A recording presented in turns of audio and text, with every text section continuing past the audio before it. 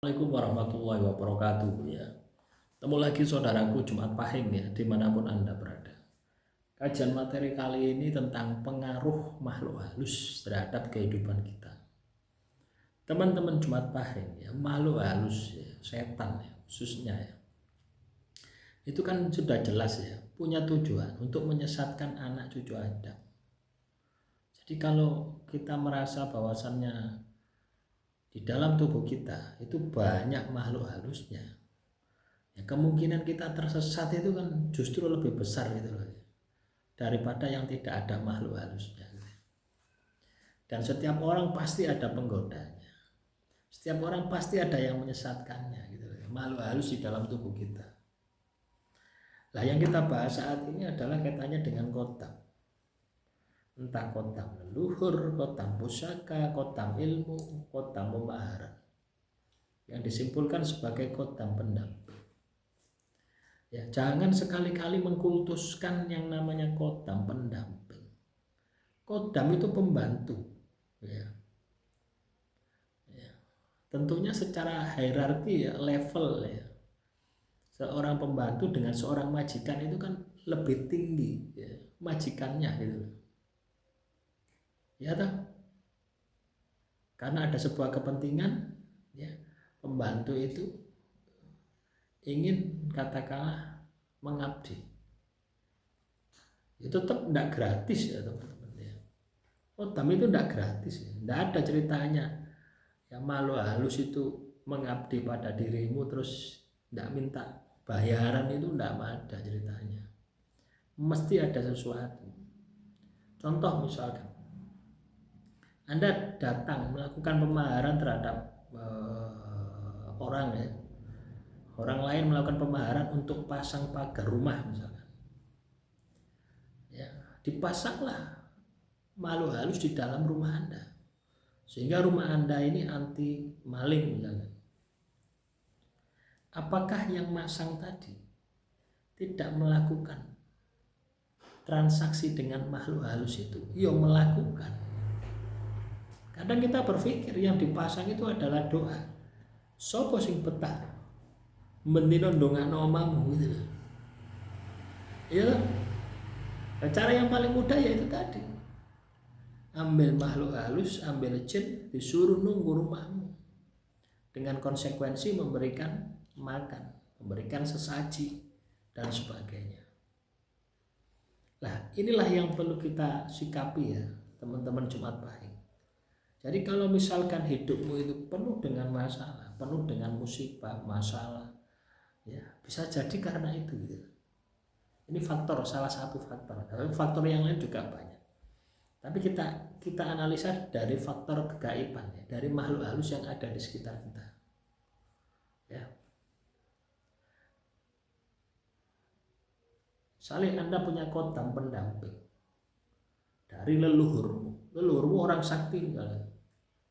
Ya, tiba-tiba kamu ketempelan. Akhirnya kamu bisa ngobati ya, kayak siapa? Ponari Jombang ya.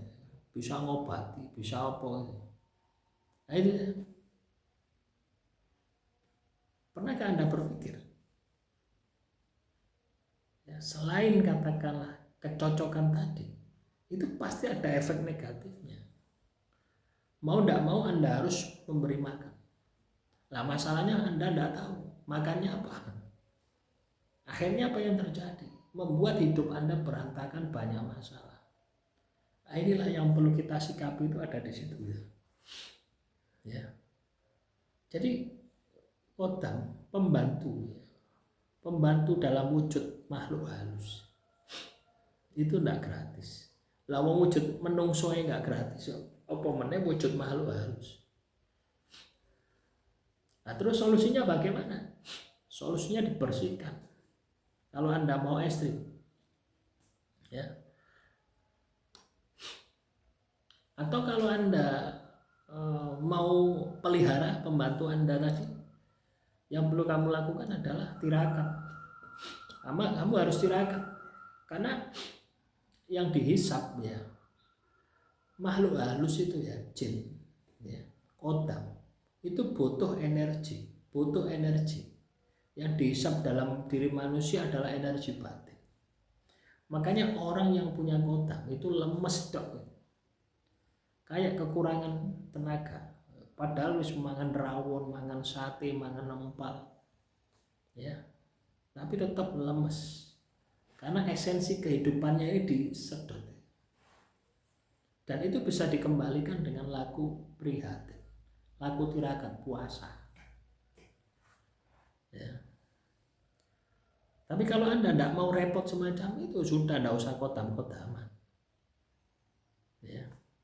Ya, kecuali Anda dukun gitu.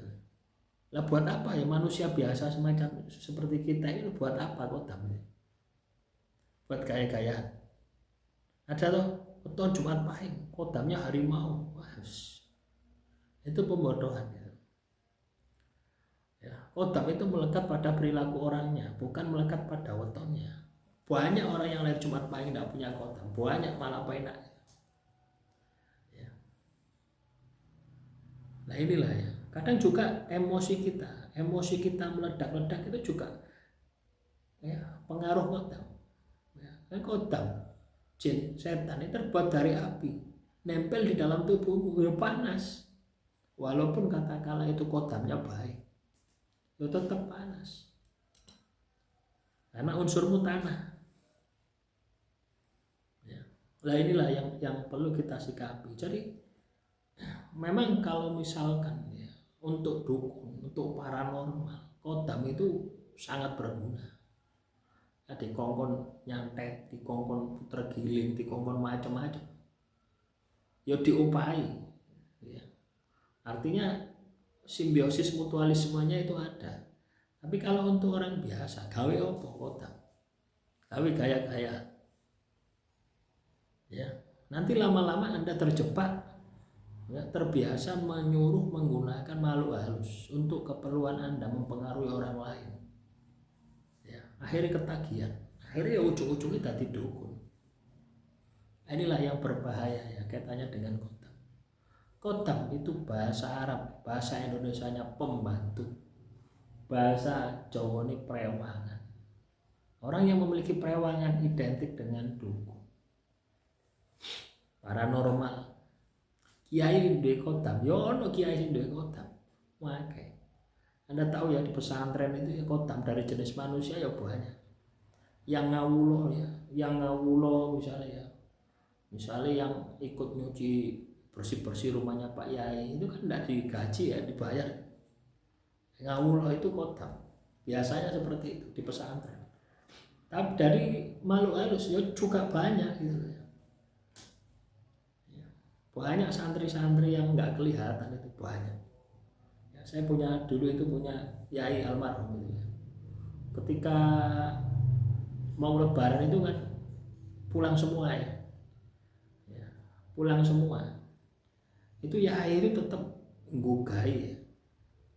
Nggugai itu apa? Di kamar-kamar itu digugai. Tek tek tek tek tek tek. Nggugai santrinya padahal ya santrinya mulai kabeh. Nah, siapa lek jin? Ya jin muslim. Jadi seperti itu. Ya. Jadi kalau kita ini tidak bisa mengendalikan, spiritual kita lemah, ya. Ibadah yang melempem, tirakat yang melempem, wis tidak usah kodam-kodaman. Ya. Malah menjerumuskan Anda. Bisa jadi hidup Anda saat ini berantakan karena ada kodam di dalam diri Anda yang tidak kamu sadari.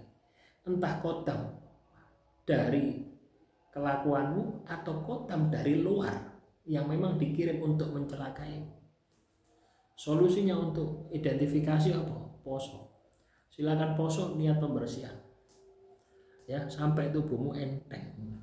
Caranya seperti itu. Ya, jadi hati-hati ya kaitannya dengan dampak dari kodam pendamping. Ya, silakan teman-teman kalau ada pertanyaan tulis saja di kolom komentar. Salam rahayu, rahayu, rahayu.